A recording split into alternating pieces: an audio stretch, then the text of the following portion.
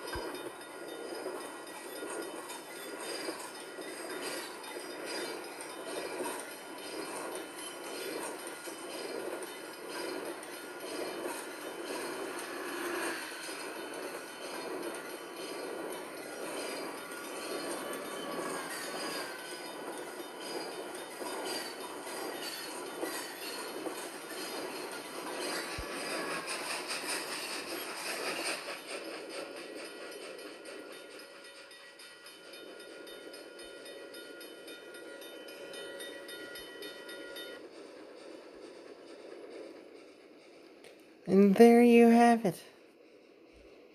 It's one long train. Man, did traffic get backed up. Oof. People coming out of the forestry area and all that. I'll leave a like and subscribe, and I'll see you guys next time. Bye-bye.